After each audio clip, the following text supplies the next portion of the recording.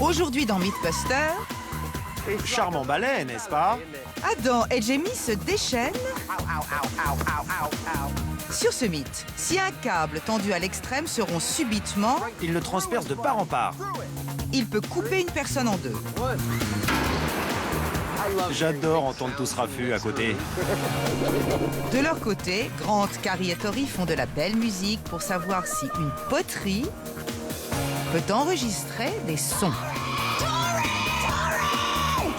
Je plains ton mari. Et les restituer comme un disque. Ça donne froid dans le dos. Qui sont les Mythbusters? Adam Savage et Jamie Heineman. C'est pas interdit, les balles traçantes. À eux deux, ils ont plus de 30 ans d'expérience dans le domaine des effets spéciaux. Ça, c'est du bon boulot. À leur côté, Tori Bellecci, On a pensé à tout. Carrie Byron Extermination totale. et Grant Imara. Je pompe aussi vite que je peux. Ils ne se contentent pas de recenser les mythes, ils les mettent à l'épreuve.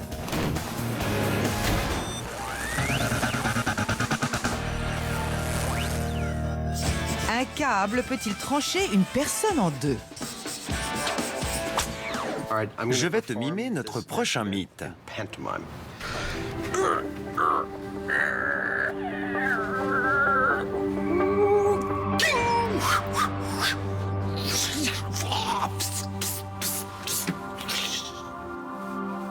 Alors? J'imagine qu'il s'agit du câble tueur. Exactement. Un câble qui, sous tension, se casse d'un coup et te coupe en deux. Soi-disant. Soi-disant. En théorie, la pression exercée sur un câble tendu peut être telle qu'elle est capable de couper une personne en deux si le câble se rompt subitement. Impressionnant. Impressionnant. Comme le prouve cette séquence prise sur le porte-avions George Washington. Un câble censé arrêter un avion se rompt, balayant le pont à toute vitesse. Heureusement pour lui, un membre d'équipage a de très bons réflexes. Mais 5 autres n'ont pas le temps de fuir. Preuve spectaculaire que ce péril est réel. Je suis un peu inquiet.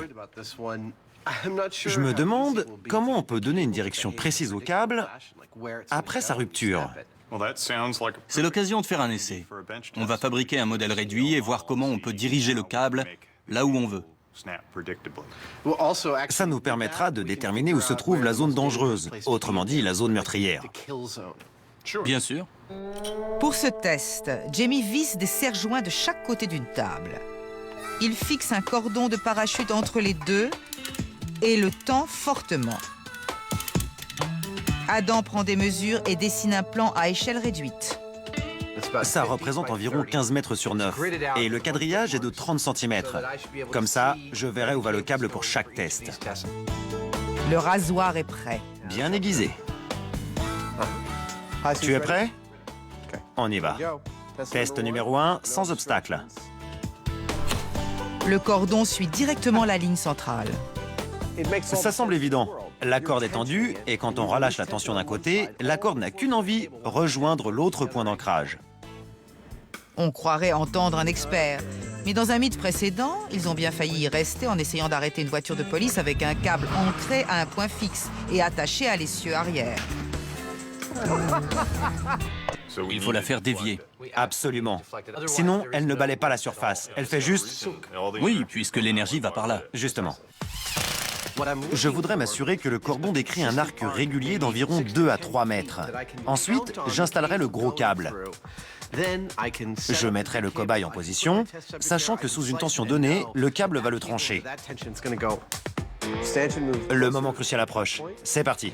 3, 2, 1. Trop rapide. Magnifique. Époustouflant. Le câble s'est déplacé vers cette zone, comme dans le pire des scénarios. S'ils parviennent à faire déplacer le câble comme le cordon, qu'adviendrait-il à un malheureux qui se trouverait sur son chemin? Un boulon va jouer le rôle de ce pauvre bougre. Prêt? On y va. Le cordon attrape le boulon au vol comme un lasso. Eh bien, Elle s'est enroulée autour. splendide. C'est comme Indiana Jones avec son fouet. Passons aux choses sérieuses. Nos amis vont se lâcher avec de l'acier.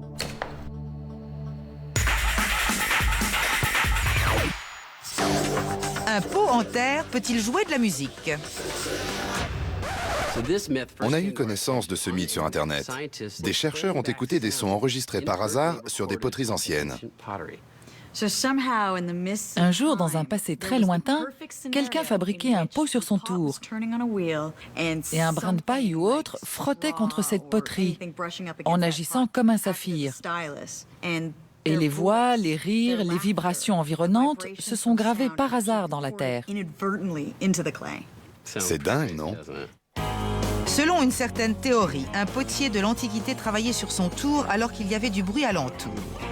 Les ondes sonores étaient si fortes qu'elles se sont gravées dans la terre fraîche comme le sillon d'un disque. De nos jours, il est possible d'écouter ces sons du passé à l'aide de la technologie moderne. Première étape, l'antre de l'inventeur de Mega Sound Systems, Alexander Will Thornton. Deuxième du nom, Thorny pour les intimes. Comme ça me plaisait, on me l'a offert quand j'étais jeune et je l'ai gardé. Il est en possession d'un appareil qui pourrait valider ce mythe, un dictaphone appelé Ediphone, inventé par Thomas Edison en 1916. Attention, attention, paré à plonger. Le fonctionnement de ce dictaphone n'est pas sans rappeler la façon dont le son aurait été enregistré et restitué par une poterie. À suivre dans Mythbusters, peut-on tirer des sons d'un vieux pot? Les vibrations de la voix de Grant, transmises par un microphone, actionnent un saphir qui grave alors les oscillations dans la cire. On voit des sortes de petites rides à la surface. Ce sont des informations gravées. À l'époque, c'était high-tech. Absolument. Pour restituer le son, il suffit de passer un saphir non coupant dans les sillons.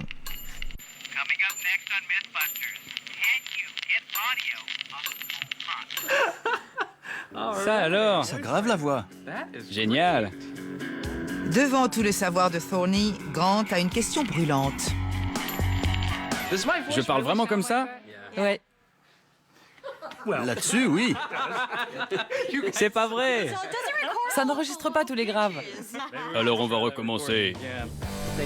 L'équipe remercie Thorny pour ses explications sonores. Je sens qu'on reviendra ici dénicher d'autres trésors cachés. À votre service. Si la cire capture le son, pourquoi pas l'argile? Carrie et Tori vont donc s'approvisionner dans un magasin de céramique. Plus l'argile est fine, mieux c'est. On espère que la finesse de la terre empêchera la déformation de l'enregistrement avec le saphir. Allons faire des pots. Je vais d'abord me couper les ongles. J'ai un saphir à chaque doigt. Moi aussi. Allons chez la manucure et ensuite à nos tours.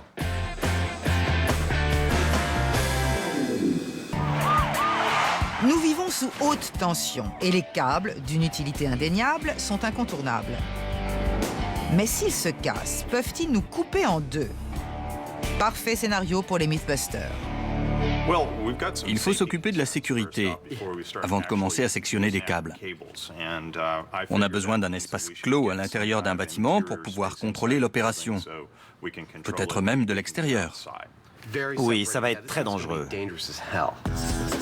Et l'idée est de fixer un système de chaînes et de poulies autour d'un pilier de soutien, d'y attacher un câble, de le tendre jusqu'à un autre pilier et de mettre un obstacle entre les deux. Ensuite, à l'aide d'une pompe hydraulique, tendre le câble jusqu'à son point de rupture pour voir s'il coupe leur cobaye en deux. Jamie part à la recherche du matériel qui remplirait cette fonction. J'ai besoin de votre aide pour un projet. Vous avez entendu parler de câbles sous tension qui se cassent et coupent quelqu'un en deux? J'en ai surtout entendu parler avec des cordes en nylon. Comme elles sont plus élastiques, on peut les tendre beaucoup plus, ce qui leur donne plus de détente. C'est ce que je pensais. On va tester plusieurs épaisseurs de câbles et différents types de cordes. Pour tendre le câble ou la corde, Andy montre à Jamie un cylindre hydraulique conçu pour tirer des câbles. Le genre de gadget qui fait rêver Jamie. Oh oui. À première vue, je vois que c'est ce qu'il nous faut. 30 tonnes. 30 tonnes, avec une course d'un peu plus de 13 cm. Et pour l'élément qui coupera le câble, Andy suggère un dispositif de sécurité. Avec ça, on peut facilement commander à distance. On le met sur le câble et on coupe de loin, en toute sécurité, pour qu'il se casse. C'est idéal pour vous. Parfait. Jamie repart avec ses jouets trancheurs. Entre-temps, Adam part acheter une cible adéquate. Bonjour, Keith. Il taille une bavette avec Keith, le directeur. Tu as des porcs? Oui, énorme. Ah bon? Oui, Quel poids? environ 70 kilos. C'est parfait. On va les voir? Mais ça, Génial. C'est la dernière mode. J'adore. Et voilà. Oh là là. À la vue des cochons, Adam est sur le point de vomir son petit déjeuner. Ça va être dur, même pour moi. Pas de sandwich au jambon aujourd'hui. pour moi non plus d'ailleurs. Mais Adam tient bon. Il va rapporter les porcs au quartier général. Mon pick-up regorge de 350 kilos de jambon. Un petit essai.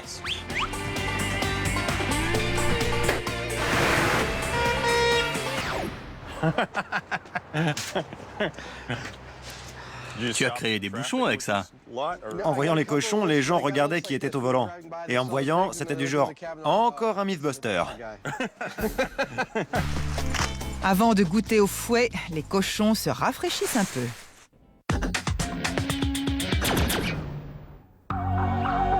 Selon la théorie de l'archéoacoustique, des poteries anciennes auraient préservé des sons enregistrés au moment précis de leur fabrication. Christ's words, the actual incantation to raise the dead, were recorded in the clay grooves of the pottery, just like the way music is recorded into vinyl. I'll have Chuck Burks meet you over at my office, see if this clay has Christ's greatest hits on it. Pour recréer un scénario antique de manière vraisemblable, ils vont fabriquer un tambour, poser un saphir dessus, qui sera en contact avec un pot en argile fraîche en rotation sur un tour. Ensuite, ils feront des bruits pour voir si la paille qui sert de saphir grave le son dans la terre. Pour marcher sur les traces des hommes de l'Antiquité, Tori et Carrie retournent aux sources et fabriquent des pots de leurs propres mains. La bâche, c'est vraiment utile. Ouais, L'odeur de terre humide, combinée à la magie de la créativité, semble avoir un effet étrange sur Tori. Tu as vu Ghost? ouais, Tu te souviens du passage avec Patrick Swayze et Demi Moore? ouais. C'est bien. Une fois qu'il est mort?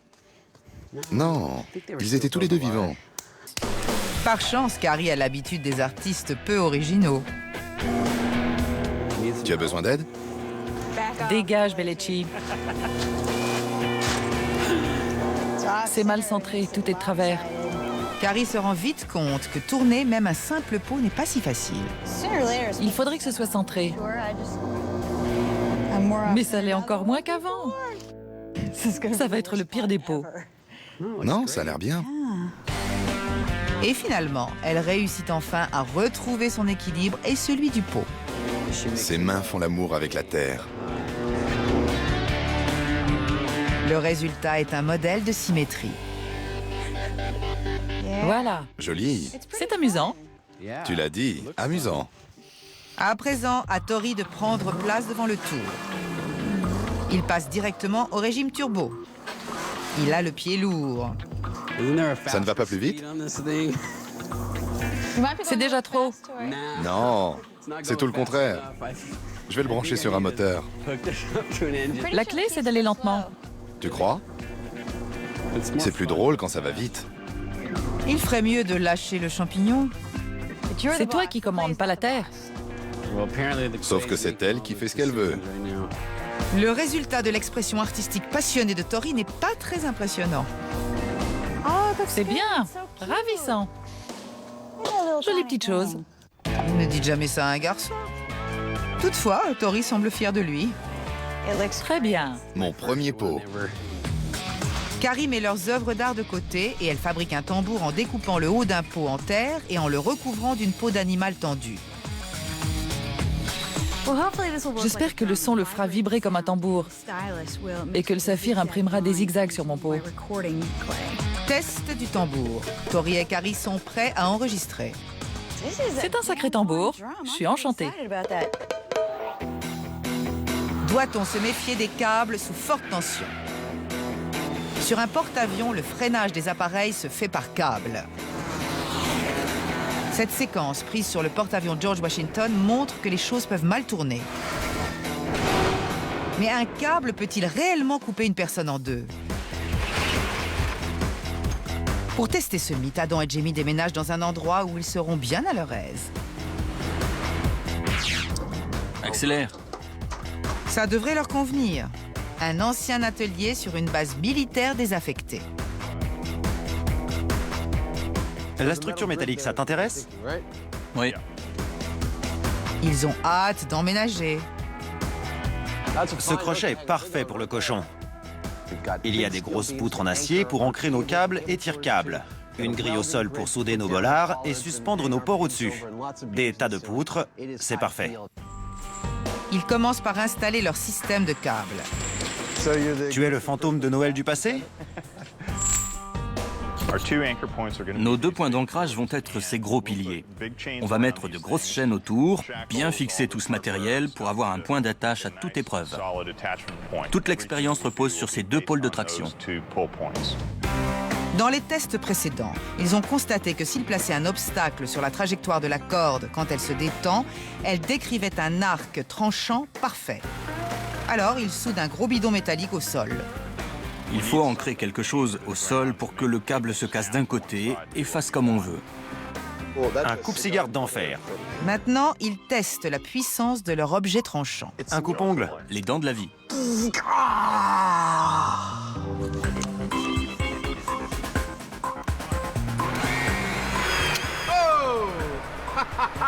Ils coupent l'acier comme si c'était de la ficelle. Eh ben, mon vieux. Le premier test se fera avec une corde.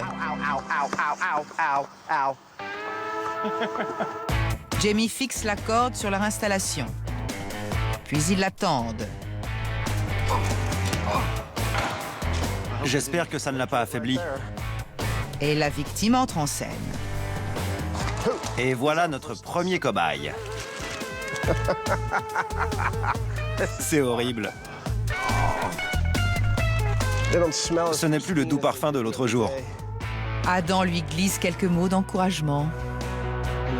Quand la corde se cassera, je veux qu'elle vienne frapper ici. Et n'ayons pas peur des mots, qu'elle te lacère la peau. À cause des risques potentiels, la compagnie d'assurance des Mythbusters exige que l'expérience soit entièrement menée et filmée avec des instruments commandés à distance. Une fois cassé, ce câble de 15 mètres va décrire un arc de, disons 15 mètres, et couper en deux non seulement le cochon, mais aussi Jamie, moi-même ou un membre de l'équipe. Alors, pour cette expérience, il faut impérativement s'éloigner des lieux. Comme la corde est trop élastique pour que la pompe hydraulique lui donne la tension adéquate, ils ont recours à autre chose. Adam est tellement excité de conduire l'un de ses moyens de transport préférés qu'il tournoie de joie sur le parking. Et charmant balai, n'est-ce pas? J'adore conduire ces gros engins. Je devrais m'en acheter un. Il relie l'élévateur à la corde au moyen d'un système de poulies assez long pour s'étirer jusqu'à l'extérieur de l'atelier. Il ne reste plus qu'à fixer le dispositif coupant sur la corde et ils sont prêts à trancher dans le lard. C'est parti!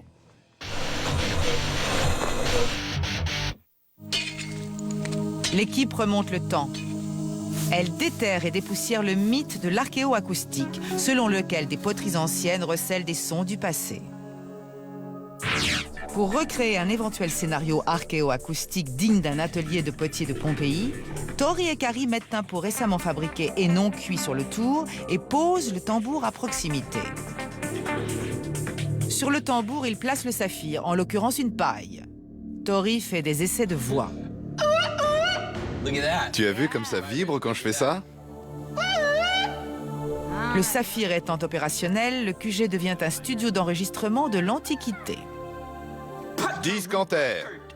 Tori dans le rôle de l'artiste. Prêt pour l'enregistrement. Approche-toi. Et Carrie, la productrice. Comme ça? N'hésite pas. D'accord. Prête? Et 3, 2, 1. Discanter!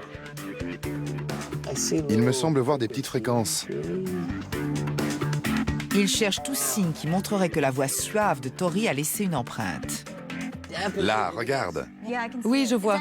Ça continue par là. On dirait une tresse. La voix de Tori est-elle enregistrée sur la surface? Carrie s'empare du micro. Discanter! Quelle finesse! Je vois de tout petits zigzags. Minuscules, mais ils sont là. Les lignes sur la Terre pourraient être des empreintes sonores, mais impossible de le savoir tant que les peaux ne sont pas entièrement secs. Si on essayait d'extraire quoi que ce soit maintenant, on détruirait les marques, parce que c'est trop mou. L'enregistrement sur des pots comme à Pompéi est en bonne voie. La suite? Une autre version de ce mythe a été diffusée récemment dans une émission télé sur la médecine légale. C'est la même idée qu'avec le pot sur le tour, mais au lieu du tambour, c'est juste une brosse qui touche la surface. Ils ont extrait des sons qui ont servi d'indice pour élucider l'affaire. Attends, tu veux dire qu'ils ont rayé le tambour du paysage et qu'ils ne comptent que sur la brosse pour capturer les vibrations de la voix? Pour tester le scénario vu à la télévision, ils vont faire tourner un pot en terre non cuit sur le tour. Pendant sa rotation, ils maintiendront une brosse contre lui en faisant du bruit. Cette fois-ci, le tambour n'est d'aucune utilité. Pour graver le son dans l'argile, seul le saphir joue un rôle. Les potiers utilisent souvent de la paille comme outil de finition. Alors Grant coupe de longues tiges d'un balai. Plus les brins sont longs, plus on a de chances qu'ils vibrent et impriment quelque chose sur le pot. Carrie propose de tester le saphir. Oui, quelque chose comme ça. C'est peut-être trop grave. Ça bouge? C'est drôle de crier. On le fait pas assez souvent. Grant fixe son saphir de paille sur un support métallique posé près du tour. Non, pas là. Je vais remporter le premier prix à la kermesse. Ou le second. Carrie fait à nouveau entendre le son mélodieux de sa voix. Espèce d'assassin! Alors? Je ne pensais pas que ce serait si fort. Je veux que ça réussisse. À me rendre sourd, oui. C'est gagné. Carrie n'y va pas par 4 chemins. Ils prennent un nouveau pot. Cette fois, elle ne dira qu'un seul mot. Ils espèrent que cela aura plus d'impact. Comme Carrie ou Tori. D'accord. Carrie libère sa profonde douleur. Il y a des rainures. Assez profonde? N'importe laquelle de ces marques aurait pu capter l'information. Ont-elles été causées par les vibrations sonores ou est-ce le souffle de Carrie qui a déplacé la paille? Tori a une idée pour éviter les traces inutiles. Dans les studios d'enregistrement, on utilise des petits écrans, comme un bout de collant, qu'on met au-dessus et qui sert d'anti-souffle. On en fait un? Oui, Tu as tes collants? je les porte. Il suffit que je les enlève, rien de plus simple. Va chercher la paire que tu gardes dans ta boîte à outils. Un écran devrait arrêter le souffle de Carrie. Ton écran est prêt? Oui, Pour mieux concentrer le son sur le saphir, il coupe les brins de paille de sorte qu'un seul d'entre eux touche l'argile. Quelques vocalises. Oh là là là là! Et la voix d'un ange s'élève. C'est un son, après tout. bien joué, Carrie. Je plains ton mari. C'est leur meilleure empreinte sur l'argile. Elle est parfaite. Les sessions de poteries antiques sont un succès. Il y a de quoi faire un tube avec ça. Un câble qui se rompt peut vous couper en deux. C'est du moins ce que dit le mythe. Adam et Jamie sont sur le point d'en vérifier la véracité. Pour le premier test, ils utilisent une corde. Toutes les cordes et les câbles ont des normes de sécurité différentes. Une fois l'étirement commencé, nos amis mesureront la force de la tension au fur et à mesure qu'elle augmente. Quand elle sera au maximum, ils sectionneront la corde à distance. J'attends qu'Heinemann me donne le feu vert. Tous les systèmes sont au vert. Adam fait avancer le chariot élévateur. Petit à petit, la corde à l'intérieur de l'atelier se tend. 1000, La tension monte. 2000. Et maintenant, 3000. Jamie active le dispositif coupant. Qu'est-ce que ça donne? C'est bien? J'ai ouvert toutes les vannes, puis j'ai mis la pompe en marche. Et c'est parti d'un coup. Super. J'étais à 3500. On va voir. Bien sûr. Il y a eu contact avec le cochon. Selon la peau du porc, la première entaille n'est pas toujours la plus profonde. Parfois, la corde n'occasionne qu'une brûlure. Le test de la corde a tapé dans le mille. Elle a laissé une sacrée brûlure sur notre cobaye ici présent. Ça doit être très désagréable. Mais je ne pense pas que ça tuerait une personne. Il est temps de passer à quelque chose de plus mordant.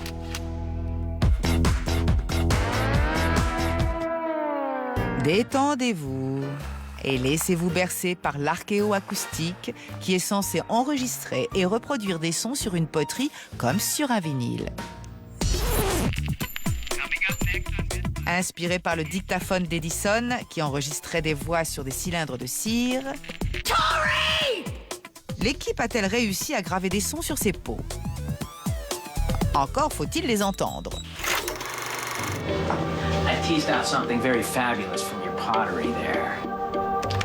Dans le labo de X-Files, un incroyable extracteur de son au laser dévoile une insulte ancienne. What is it? It's Aramaic. That's the language of Creswell. It literally says, I am the bearded cow-like sea beast. Dans le monde réel, un laser détecterait le moindre grain de poussière et la moindre tache sur une poterie. Grant fabrique un système de lecture avec de vieilles platines. Cette technique remonte à la fin des années 1960. En gros, c'est le bras de lecture d'un tourne-disque qu'on relie à un ampli. Quand on met un saphir directement en contact avec un support, on obtient une meilleure qualité acoustique. Première étape, il retire le bras d'un tourne-disque. Ensuite, il doit fabriquer un nouveau saphir. La pièce que j'ai retirée du tourne-disque a une petite aiguille à son extrémité. Si on passe ce saphir sur n'importe quelle poterie, ça la détruira. L'alternative est de faire un saphir en verre.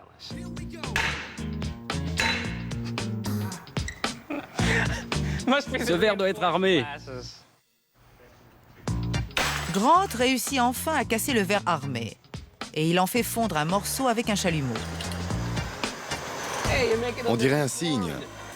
Tu deviens sculpteur sur verre? Pour agrandir ta collection, tu veux un caniche? Il suffit de chauffer le verre jusqu'à ce qu'il soit flexible. Puis on l'étire en un filament. Une fois refroidi, on peut le casser et on obtient un parfait fil de verre. On le chauffe de nouveau pour avoir une espèce de goutte, puis on le colle immédiatement au bout du bras du tourne-disque.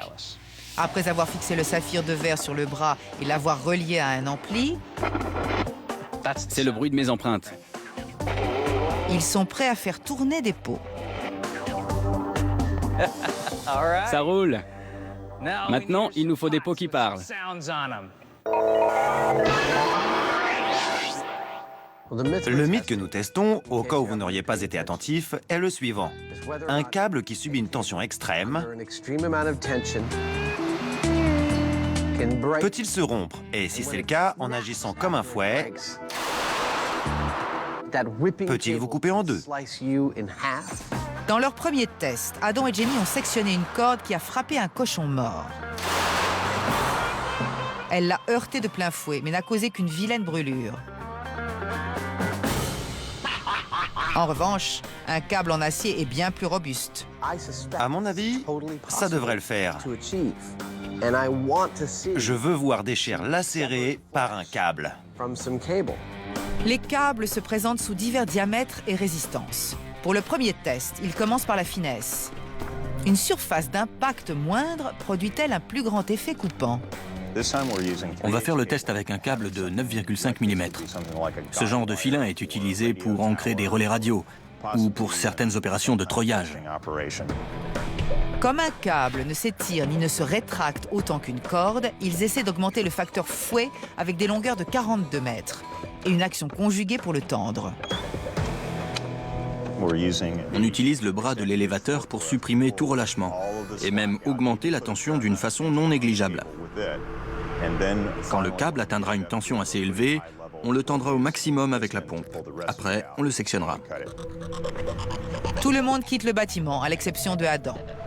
Lentement, très prudemment, il retend le mou, puis il ne demande pas son reste. J'ai tendu jusqu'à la limite de l'élévateur, environ 23 cm. On joue le tout pour le tout. D'accord. Ils activent la pompe hydraulique. C'est parti. Coupe d'un câble de 9,5 mm. 3, 2, 1... J'adore entendre tout ce raffut à côté. On n'aurait pas pu avoir un meilleur résultat. Il a reçu un bon coup. Cette fois, le porc est parti au trot. Un petit cochon pendu au plafond. Tu imagines la puissance pour l'envoyer à 3 mètres de là? Si ça ne te coupe pas les jambes, il faudra sûrement les amputer. À voir la vitesse, ils ont raté de peu des grillades de cochons. Tu as vu les étincelles sur le bidon? Tire-en les conséquences.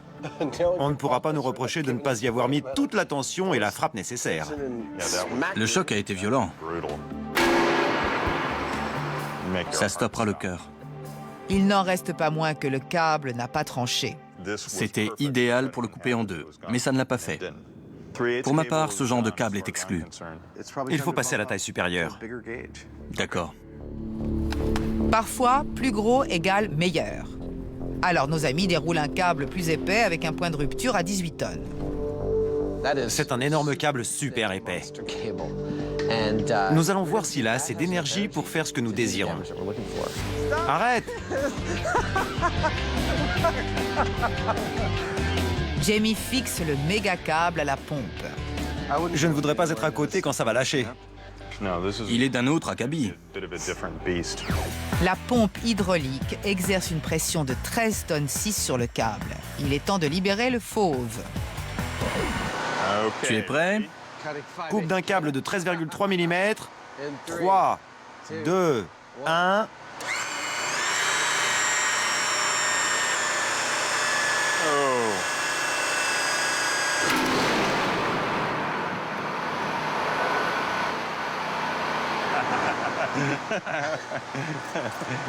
C'est renversant, non?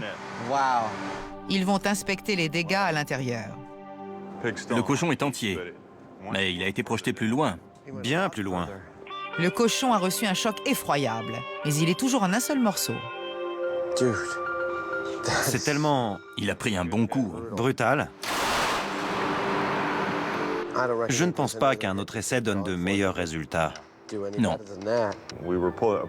La tension était de 13 tonnes 6 ou plus quand on l'a coupé. C'est comme si l'énergie d'une dizaine de voitures se libérait d'un coup, comme la balle d'un fusil. En fin de compte, le mythe du câble tueur n'est pas un jeu d'enfant.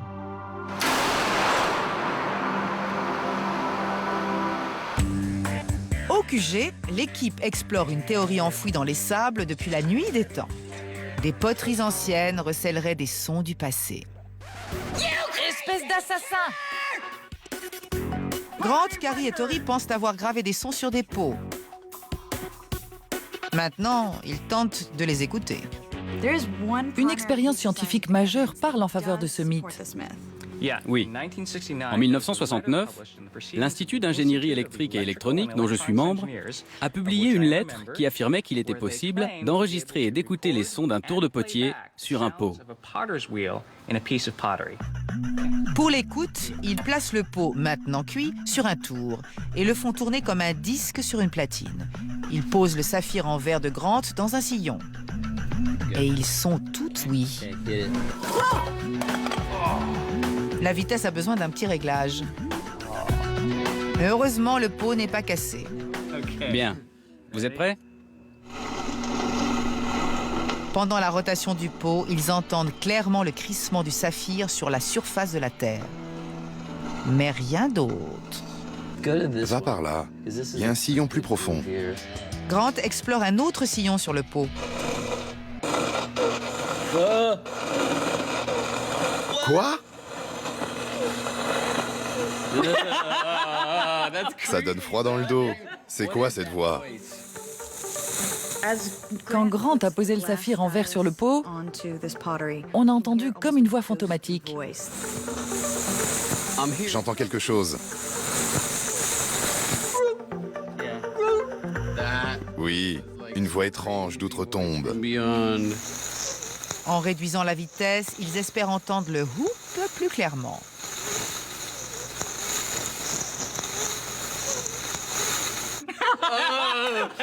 Une voix démoniaque. Il fallait que j'arrête là. J'ai la chair de poule. D'accord.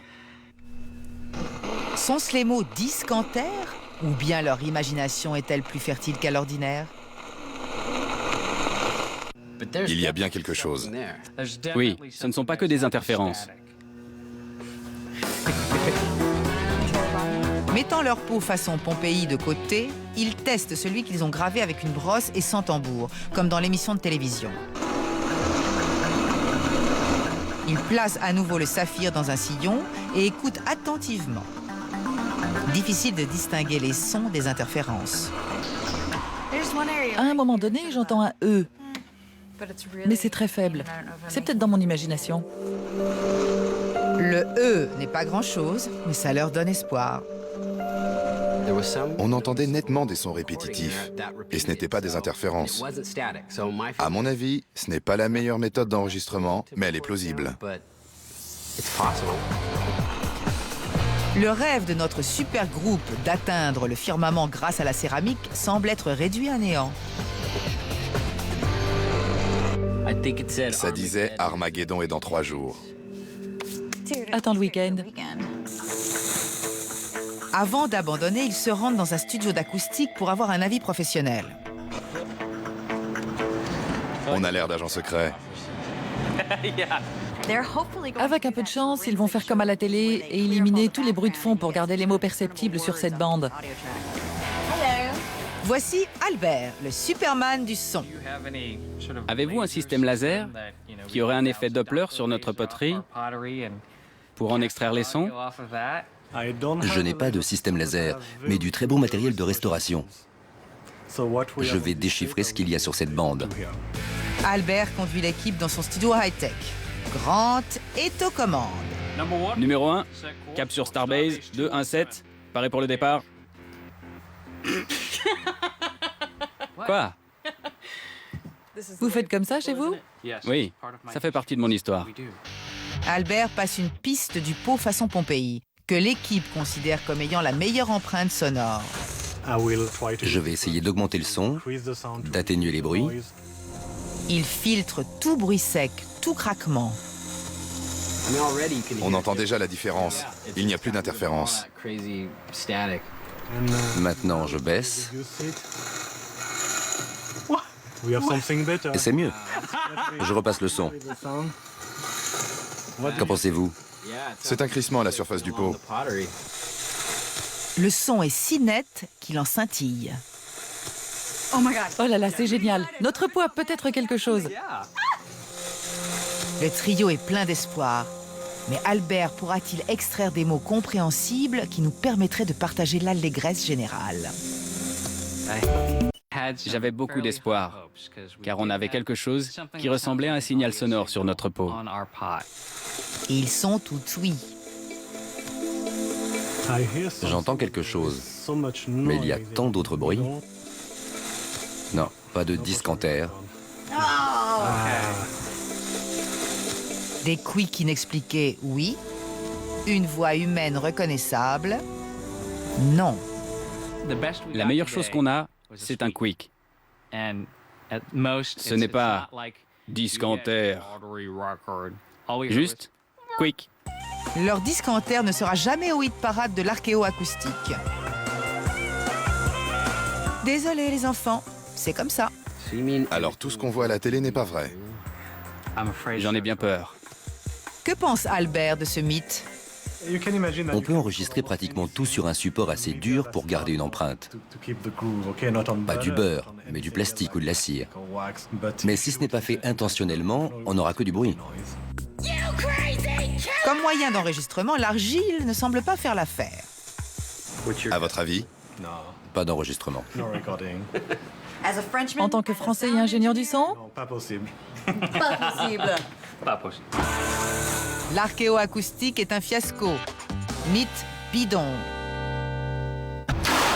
Adam et Jamie n'ont guère de chance avec le mythe du câble tueur. Il a reçu un gros choc, mais ça ne l'a pas coupé. Malgré tous leurs efforts pour couper le cochon en deux avec un câble fou, l'animal s'en sort à chaque fois indemne. Besoin d'aide? Avec ça, pas de problème. Les résultats ne sont pas seulement contraires à mon intuition, ils sont aussi très frustrants. J'ai fait appeler toutes les organisations de sécurité à l'échelle nationale, fédérale, militaire, pour leur demander des preuves de ce mythe. On a récolté des tonnes de oui-dire et aucun pêcheur vivant ne doute de la véracité de ce mythe. Pourtant, il a été impossible de trouver un seul cas confirmé de quelqu'un coupé en deux par un câble. D'après le mythe, un câble te couperait en deux comme une lame chaude couperait du beurre. On a recensé de nombreuses victimes et on a démontré qu'un câble qui se rompt peut tuer. Tu sais ce que ça veut dire? Bien sûr. On y retourne pour connaître les conditions requises pour couper un cochon en deux avec un câble. Exactement. Pour la prochaine tentative, le cochon est pieds et poings liés. Je maintiens le corps parfaitement rigide pour que le câble vienne... Bam! Je veux qu'il pénètre le corps, qu'il le transperce. Comme ça. Maintenant, il s'agit de combiner le meilleur des câbles fins et épais, l'action de la masse et de la coupe, en fixant une longueur de câble de 4,7 mm à l'extrémité du plus gros câble. Nous espérons que ce petit fouet aura une telle vitesse au moment de sa rupture avec le gros câble qu'il coupera le porc. Pression sur câble de 13,3 mm avec fouet de 4,7 mm. La tension monte. Vont-ils réussir? Coupe câble dans 3, 2, 1... Un bon gros bruit. Bon sang. Le bruit avait l'air prometteur, mais ce n'était qu'un tour de cochon. Aucune entaille. Le mythe est mal parti. On est loin du carnage qu'on espérait créer. Sous l'effet du stress, Adam commence à délirer. Maintenant, on va faire une boucle autour du porc avec le câble de 4,7 mm fixé à celui de 13,3 mm. Et on va l'ancrer sur la grille. Vous voyez où je veux en venir? Tout est prêt. La boucle et le reste sont en place. Si le résultat n'est pas concluant, Adam ne répondra plus de ses actes. La boucle de la mort. Par pitié, faites que ce porc soit coupé en deux. Et voilà, il n'est pas coupé en deux. Désolé, Adam. Le porc est toujours entier. Prenons une épée. Un tranchoir à viande. Si quelque chose doit craquer, ce sera Adam. Il n'y a plus rien à faire. Ne jamais dire ces mots devant un homme au regard vague. Je vais à l'élévateur et je tirerai les fourches jusqu'à ce que le câble sectionne cette chose par le milieu. Bon. Attention, âme sensible s'abstenir. Le spectacle se corse. Bien. Je suis prêt. Comme un possédé, Adam met le pied au plancher et prouve que les cochons peuvent voler.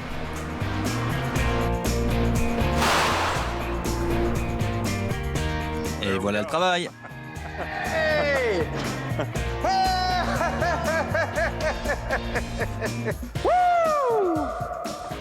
Nom d'un chien. L'odeur est encore pire. Salade au porc. Mettons-le dans le camion. Je prends le haut. Partageons le travail.